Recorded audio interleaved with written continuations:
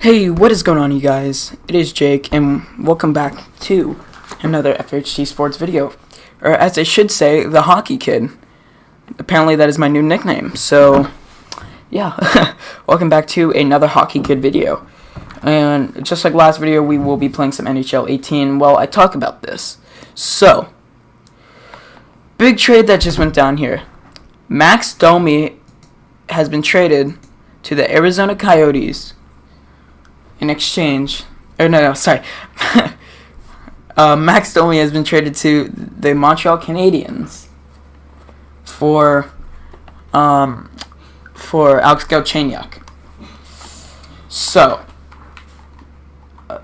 I walked into the supermarket and I saw that there was a text saying that they were traded, or Max Domi was traded, and at first I was like, oh my god.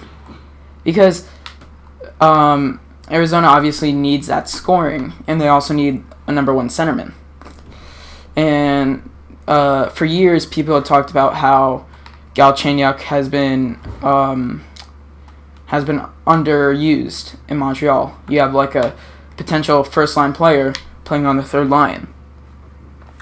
You have Jonathan Drouin and everything like that, but still.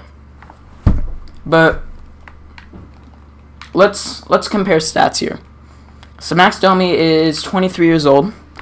In this season, he had 45 points in 82 games, 9 goals, 36 assists. But over his career, 222 games played, he has 36 goals and 99 assists. So he could have just had an off year, or it could kind of be like the Edmonton Oilers effect, where he's just passing pucks to guys who can't put the biscuit into the net. And I say the Oilers effect because a lot of people say Connor McDavid dishes passes out to guys like Patrick Maroon, and also guys like Ryan Nugent-Hopkins. And I'm not talking crap on Ryan Nugent-Hopkins because I think he's a great player, but I think you guys get what I mean. But anyways, so I think putting him on a line with Domi, and then Bergevin says that he's going to make a lot more moves on the offensive side, because honestly, when you take a look at Montreal's blue line, they have Shea Weber, they have Carl Alzner.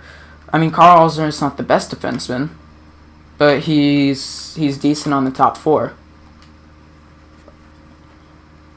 So, let's say Montreal gets a guy like Charlie Coyle from the Minnesota Wild. I get he's a center, but they can play him on the wing and stuff like that. I mean, as I said, this is just a complete concept.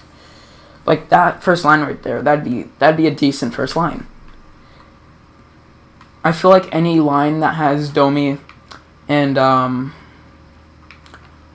Drouin on it is a good line. So, yeah. Now let's look at the other side of this trade here. Alex Galchenyuk. So, Arizona's going to get Alex Galchenyuk here. He was traded from a bad team to a team that has prospects galore and that is a serious cup contender in the next few years here. Now, I'm not saying that Montreal is a bad team, but they're certainly not good. There's not really any real prospects in the system that Montreal actually has. Then the diehard Montreal fans could say, oh yeah, we have this guy and that guy.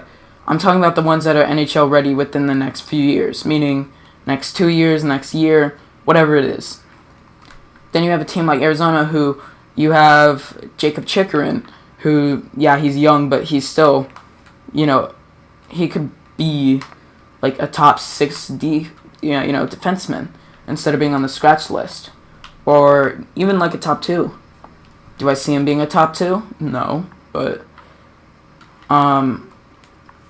yeah. So you have all these guys, and in a few years they're going to be actually pretty good. Christian Dvorak. He's a center or winger. Pretty sure he's a center. Either way, playing him on a line with Galchenyuk, and then maybe,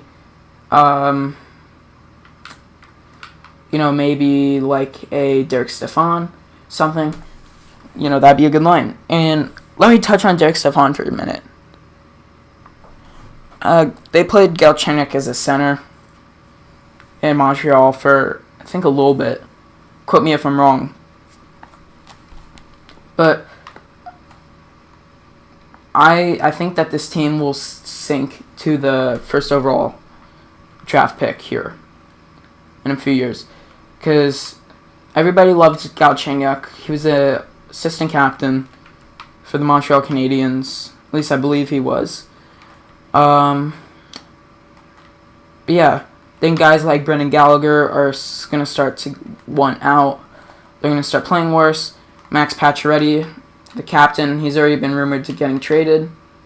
So where's he going to go? Mark Bergevin, I mean, I'm not saying he's a Mike Milbury, but he's a bad GM. And it really doesn't, you don't need somebody who could just, or who plays hockey in order to kind of look at that. I mean, at the same time, Montreal's the same team that traded away Ryan McDonough. So, you be the judge. So, I'm going to get back into their stats a little bit. Obviously, Montreal wasn't a defensive-minded player, or not player, defensive-minded team this year. Let up a bunch of goals. Alex Galchenyuk had a negative 31 on his plus-minus this year, which is pretty bad. Actually, borderline atrocious. But you have a guy like Max Domi, who, has only a negative 7. So, could Max Domi potentially turn the organization around? Could he lead them to the Stanley Cup? Now, here's something that Arizona does. That Montreal does, is they rely on their older guys, not the younger guys. They rely on the grizzled veterans to, have them win. Like, I'm sorry, but if any GM was responsible, why would you trade for a great defenseman in PK Subban for an old guy like Shea Weber? And I'm not calling Shea Weber old, but he's definitely, he's definitely on his decline, let's put it that way. Where Subban's in his prime, or a little bit past his prime. So, I know that I called Montreal a defensive-minded team, but, I mean, looking at the numbers there, does that really scream we need offense? Or is the real question, who are we going to draft? Because, to my knowledge, I know that they have one of the top 3 picks. Or if they have number 4, I'm sorry, but I'm not going to check it right now. But yeah. So, I don't know, you be the judge about that. Domi could be the next scoring superstar. Yeah, he only put up 9 goals this year, but he was picked 12th overall by the Coyotes in the 2013 draft. So obviously, they saw some potential in him. Then you got a guy like Alex Galchenyuk, who was part of the Big 3, drafted in 2012. It went Nail Yakupov, I forgot the second guy, and then it went Alex Galchenyuk. So, I don't know. You have draft steals. But what I'm worried about is, did Montreal give up too much? Because right now what it's looking like is Arizona just fleeced the Canadiens. But at the same time, both players have been stuck in a crappy organization for the past few years. And just recently has Arizona become a great team. Or, I wouldn't say great team because obviously they missed playoffs, but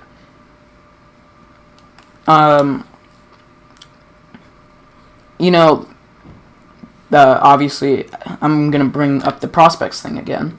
They have a bunch of prospects. They're going to be good in a few years. So can Galchenyuk help kind of lead the offensive rush there, generate goals and stuff? Because Galchenyuk's more of a playmaker than an enforcer, two-way forward, sniper. The guy's 6'1", 207. So he's definitely a decent-sized guy. But then you have a guy like Domi, who's 5'10", 195, who has speed and who has the passing capabilities. So if he dishes passes to Brendan Gallagher and Jonathan Drouin, then that could potentially help. So I'm not going to call this not a draft steal. Like one team's getting fleeced, the other one's not. But definitely it was a little bit lopsided for the Montreal Canadiens. I think Arizona got something back better. But then again, I don't know. Max Domi showed some great potential. So, I don't know. And I don't want to call it right now because I kind of just want to play it by ear. So, in exactly 12 months, on June 15th, 2019, I will do a follow-up video to this exact trade to kind of see if my predictions were right, and if they were, why they were right, but if they were wrong, why they were wrong. I think that would be a good thing to do. As I said, I don't know, you be the judge. So, you never really see trades like this early, before the draft, whatever. So I'm a little hesitant to see what's gonna happen. What Marc Bergevin does. But so far, Arizona has been making some pretty decent moves.